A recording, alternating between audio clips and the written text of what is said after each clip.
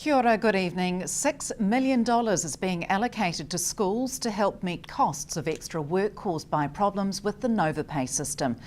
Minister responsible for NovaPay, Stephen Joyce, says the one-off package will be allocated by the number of staff at a school. For example, a school with 5 full-time teaching equivalents will get just over $1,000, while a school with 120 will get $13,000. Mr Joyce says the percentage of complaints and notifications about NovaPay has dropped. The total number of people being paid increased. The announcement has been welcomed by Teachers Union NZEI. Southland farmers are facing challenges due to the dry conditions but are coping reasonably well. The region is in the midst of a dry spell of a magnitude seen only once every 10 to 15 years, and while there was some rain at the weekend, more is needed. Many river levels are still low and the rain had only minimal impact on soil moisture.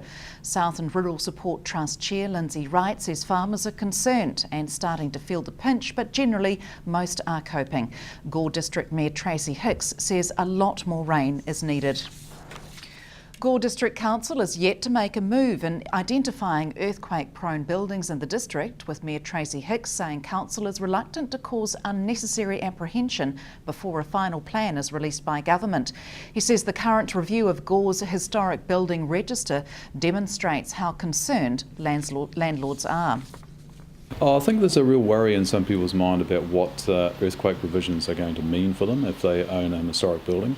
And we're no different to any other small community or even large community up and down the country that have got main streets that have been built sort of at the turn of last century.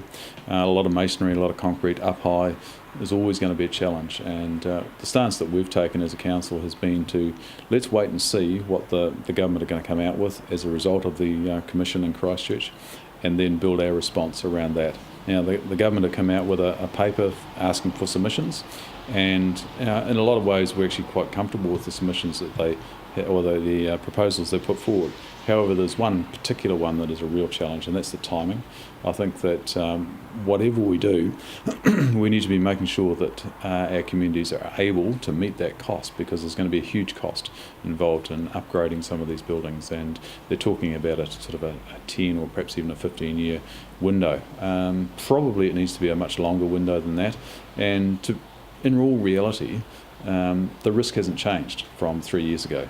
Certainly there's been a huge event in a city that's had some real tragic implications, but we've got the same situation here, and we need to be very careful how we manage that.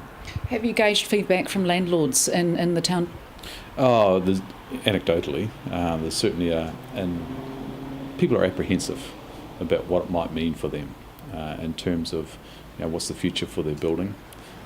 What's it going to mean as far as insurance goes? Yes, there's a big cost involved just in doing the assessment, let alone the strengthening that might go with that. And I understand it's about $1,200. They've estimated about $1,200 for a single-storey building estimate. I think they're pretty light at that, actually. I think it's probably going to be much more than that, and when you multiply that by several hundred, it's a big cost. Is there a social cost in terms of a council contribution? Maybe. But what percentage would that be? Don't know. It's a discussion that we'll have at some time in the future, no doubt. Are the rents on commercial properties in Gore high enough for landlords to sustain this cost? I would suspect that if you talk to a number of landlords, they're struggling to make ends meet. So no, I think no is the answer to that. So possible outcomes could mean that buildings are left to be demolished, maybe? Who would know where the outcomes might be? But I don't think you make a lot of money out of owning the buildings on the main streets of rural towns. One of the largest cranes in the South Island has arrived in Invercargill, escorted front and back on its way south from Rangiora yesterday. The 180-tonne crawler is here to lift steel trusses at Stadium Southland. It'll take 6 staff a day and a half to set up the 7 loads of crane pieces, and another all-terrain crane is on site to help. The crane can lift up to 180 tonnes, but is being set up for height, not weight, for this job. Fully extended, the crane can reach 60 metres. The crane's expected to be on site for up to 5 weeks. The top causes of anxiety for women on New Zealand farms are feeling overwhelmed or overextended, money and financial stress, and family issues. That's according to a survey by Rural Women New Zealand conducted last month, which also found one of the most helpful things in overcoming anxiety or depression is to get together with others in the community. 58% of respondents felt belonging to a group or a community was very important in overcoming anxiety or depression.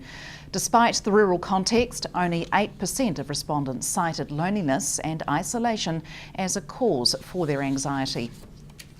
After the break, a new charity sets up in New Zealand, launching in Invercargill.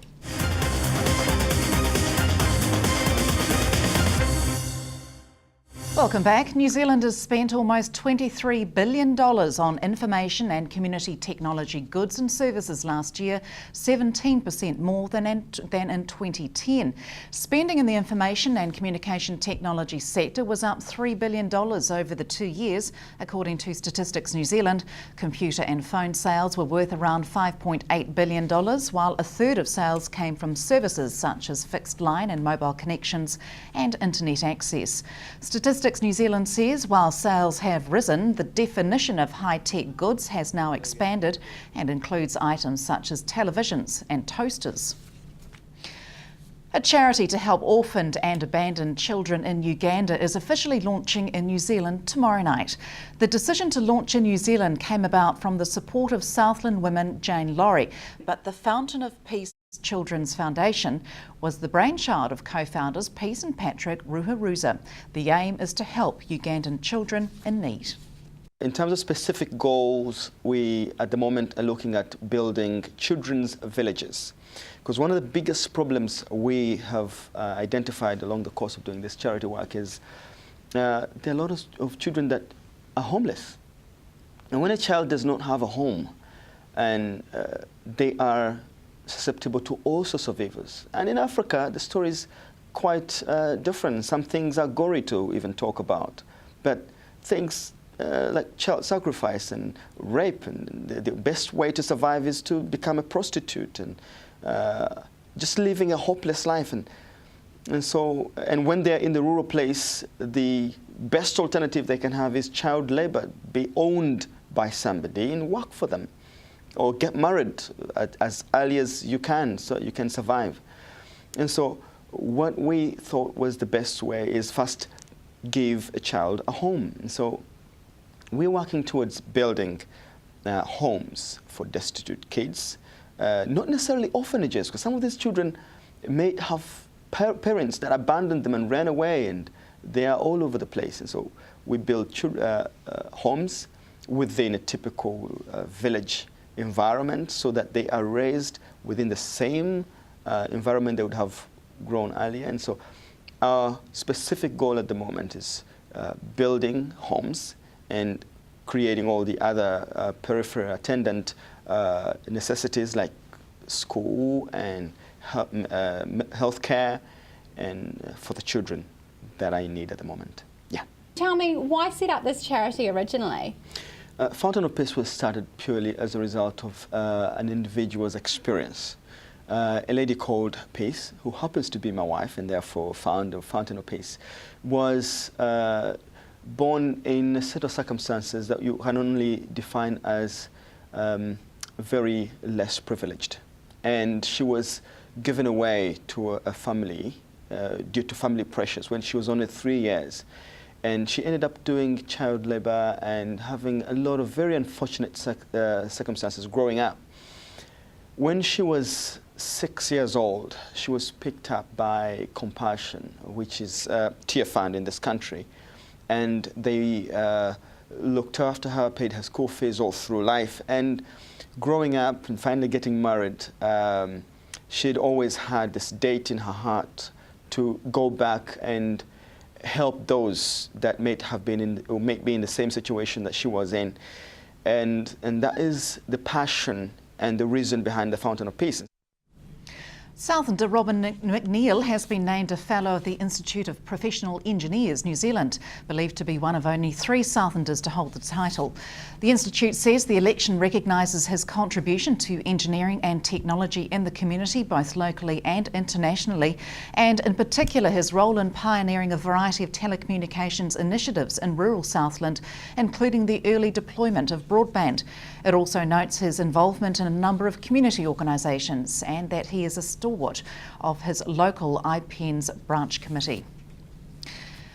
A new trust is being established to promote the arts in the South. The Southland Arts Trust is being set up by Venture Southland and Invercargill City Council. Venture Southland Creative Projects Manager Angela Newell says the purpose is to advance arts and culture in Southland. Well, the trust has come out of the research that Venture Southland undertook after the last arts conference, and it's about gathering as many people together who've got a stake in the arts and getting them together and coming up with some initiatives that will be an overarching strategy for all of the arts in Southland. So it's not just for one particular genre, it's for all of the arts. How's this going to be funded? Well, like all trusts that are set up, obviously that having that legal entity status means that you can apply for funding. So it's about coming up with really great plans and good budgets, solid budgets that we can go to the usual funders for, whether that be Creative New Zealand or our local funders down here. Can you give us some examples of some of the projects that you're wanting to tackle? I think one of the big things is youth development, getting young people engaging with the arts outside of their usual avenues, which is generally school. So trying to get young people engaging with groups so that they become the leaders in the future. It's very important that the societies and the organisations that are out there that have got perhaps more of a retiring work, staff, that they look at getting some young people involved so that they are able to take over in the years to come. Once all those baby boomers hit retirement, we need to be looking for the next generation to come through and really lead the arts organisations in Southland. Coming up in sport, both team captains following the abandoned second test between the Black Caps and England at the Basin Reserve. That's after the weather. Next from the news team, good night.